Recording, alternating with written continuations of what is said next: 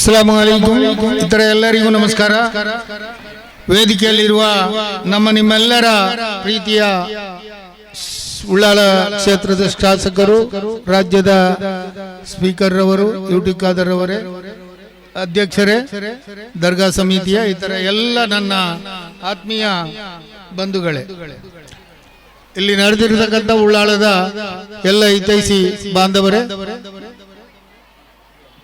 ಈ ಶಾಲೆಯಲ್ಲಿ ಕಲಿತಿರುವಂತ ಎಲ್ಲ ಮುದ್ದು ಮಕ್ಕಳೇ, ಇವರ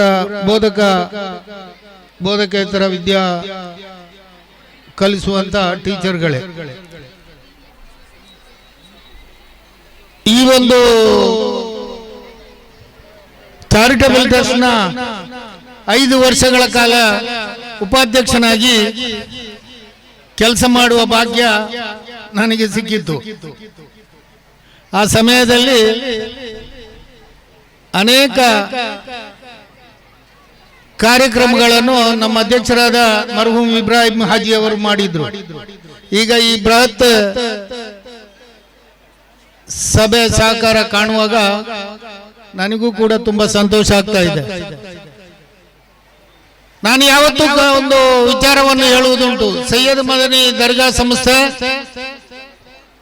ಉಳ್ಳಾಳದ ಮುಸ್ಲಿಂ ಸಮುದಾಯದ ಸಂಕೇತ ಅಂತೇಳಿ. ಇದು ಯಾವುದೇ ಒಬ್ಬ ಗುರುಗಳು ಅಥವಾ ಒಬ್ಬ 60 ವರ್ಷದಲ್ಲಿ ಕೆಲಸ ಮಾಡಿದಂತ ನಮ್ಮ ಶೇಖುನಾ ತಾಜುಲ್ ಉಲಮಾ ಅವರು ಕೂಡ ಈ ಸಂಸ್ಥೆ ನಾನು ಮಾಡಿದೆ ಅಂತ ಹೇಳಲಿಲ್ಲ. ಅವರು ಹೇಳಿದ್ರೆ ಎಲ್ಲ ಉಳ್ಳಾಳದ ಜನತೆ ನಂಬುತ್ತಿದ್ರು, ಅದು ಅವರ ಮಾತನ್ನು ಅನುಸರಿಸುತ್ತಿದ್ರು. ಇದು ಉಳ್ಳಾಳದ ನಾಗರಿಕರದ್ದು, ಮುಸ್ಲಿಂ ಸಮುದಾಯ ನಾಗರಿಕರದ್ದು. ಇವತ್ತು ಇದರ ಅಭಿವೃದ್ಧಿಯಲ್ಲಿ ನಮ್ಮ ಶಾಸಕರು ಮುಖ್ಯ ಪಾತ್ರ ವಹಿಸಿ ಇವತ್ತು ಎಲ್ಲೂ ಕೂಡ ಉರುಸ್ ಕಾರ್ಯಕ್ರಮ ಆಗಲಿ ಮತ್ತೊಂದಾಗಲಿ ಯಾವುದು ಕೂಡ ಅಡಚಣೆ ಆಗದ ಹಾಗೆ ರೀತಿಯಲ್ಲಿ ಕೊಂಡು ನಡೆಸ್ತಾ ಇದ್ದಾರೆ. ನಮ್ಮ ಈ ಸಂಸ್ಥೆಯ ಉಪಾಧ್ಯಕ್ಷರು ಯುಟಿ ಖಾದರ್ ಅವರು, MLA ಅಥವಾ